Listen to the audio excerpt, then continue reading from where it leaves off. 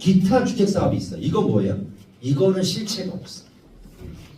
그래서 제가 부채 대책 나오고서 여기 관련해서 이제 기자들하고 여러 인터뷰를 했었는데 실체가 있는 것은 41만 가구밖에 없다. 이 중에. 나머지는 좀 약간 숫자 껴맞추기, 숫자 불리기 이런 느낌이다 라고 제가 논평을 했던 게 기억이 나요. 어쨌든 그런 내용이고 그 다음에 이게 커요. 제가 보기에 아까 그 이재명 정부가 이제 들어서고 나서 부동산 관련된 규제 중에 이게 제일 강력했어요.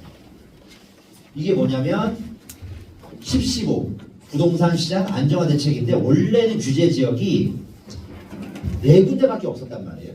강남, 서초, 송파, 용산구밖에 없었는데 이게 10월 15일자로 서울시 전체가 다 규제적으로 묶이고 서울이 아닌데 경기도에 뭐 읊어드릴게요.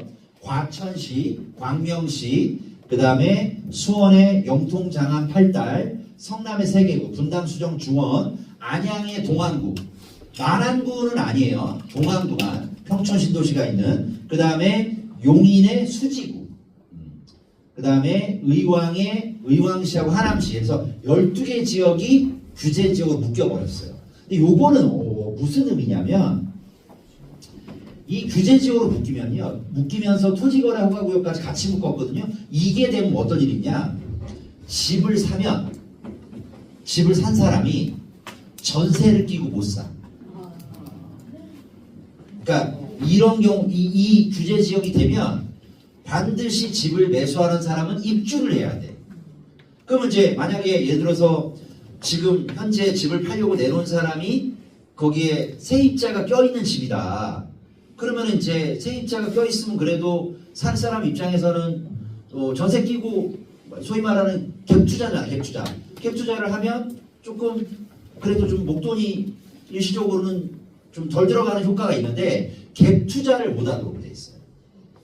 근데 갭투자가 못하는 게 중요한 게 아니라 어떤 일이냐면 예를 들어서 이 지역에 매매 거래가 하나가 일어날 때마다 전세 물량이 하나씩 줄어든다는 뜻이에요. 뭔 말인지 이해가세요? 그럼 어떻게 되냐? 실제로 지금 전세가 매매가보다 훨씬 빠르게 오르고 있어요. 지금 이 현상이 어떻게 되냐? 그러면은 규제 지역이 아직 묶이지 않은 인천은 무사하냐? 안 그래. 인천도 가만히 보면 결국에는 만약에 예를 들어서 전에는 전세를 끼고 사는 집주인도 있고 하니까 전세 들어갈 집이 10개가 있었고 세입자도 100명, 아까 전세 들어갈 집이 100개가 있고 들어갈 세입자도 100명이면 이게 균형이 있어서 오를 수도 있고 내릴 수도 있는데 예를 들어서 매매가 이루어질 때마다 만약에 매매가 20개가 이루어지면 전세 들어갈 집은 80개인데 들어갈 사람은 100명이 있어, 세입자가. 그러면 여기서 탈락하는 분들은 어떻게 되느냐? 자기 동네에서 계속 살고 싶으면 전세가 너무 많이 오르니까 힘드니까 월세를 받거나 안 그러면 어떻게 해야 돼? 자기 살고 있는 평형대를 유지하고 싶으면 더 싼 동네로 이사를 가야 된다고.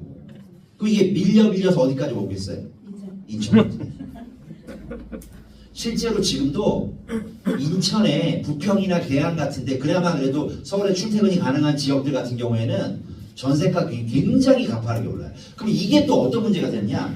전세가가 오르면 매매가를 또 밀어올려. 뭔 말인지 이해가세요? 그러니까 그것까지 다 모든 거를 아주 디테일하게 생각하면서 내놓지는 않았지만 어쨌든 그렇고 또 하나 지금 아까 서울에도 서울 전체가 오른 게 아니라고 했잖아요. 집값이 그 한강벨트 위주로만 올랐다고 했잖아요. 그런데 제가 초중고를 보냈던 서대문, 은평구 같은 데는 서울이지만 집값이 개뿔이나 하나도 안 올랐는데 규제적으로 묶였잖아요. 그러니까 그쪽에 있는 사람들은 개뿔이나 우리 집 하나도 안 올랐는데 사고 팔기도 힘들고 팔아가지고 뭐 내가 노후 생활을 버텨야 되는 사람도 있을 수 있는데 그게 안 되니까 볼멘 소리가 있어요. 그래서 지금 여당에서도 뭐라고 그러냐면 그러니까 그 지역구 국회의원들 위주로 해서 아니 지금 내가 있는 그 지역구에서는 집값이 개뿔이나 하나도 안 올랐는데 규제적으로 묶이기 해가지고 오히려 사고 팔기만 어렵고 유동화하기도 안 된다. 그래서 문제가 된다 하니까 슬슬 무슨 얘기 나오냐면 서울시 전체 중에서 집값이 안 오르는 지역은 토지거래 허가구역이나 규제지역에서 풀어야 되는 거 아니냐 라는 얘기가 나오고 있는 중이야. 근데 이거 풀기가 어려운 게 왜냐? 풀면 어떻게 되겠어요?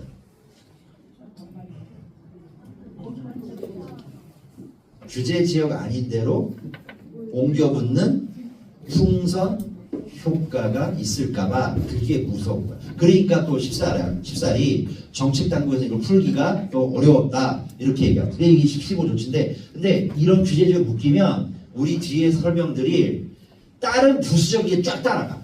그러니까 예를 들어서 소득이 오르면 세금 오르는 게 국민연금, 건강보험에다가 뭐 이런저런 세금 같은 거 집값이 오르고 막 이렇게 막 붙어지는 그런 것들이 있듯이 규제지역으로 묶이면서 규제가 같이 따라하는 게 엄청 많아.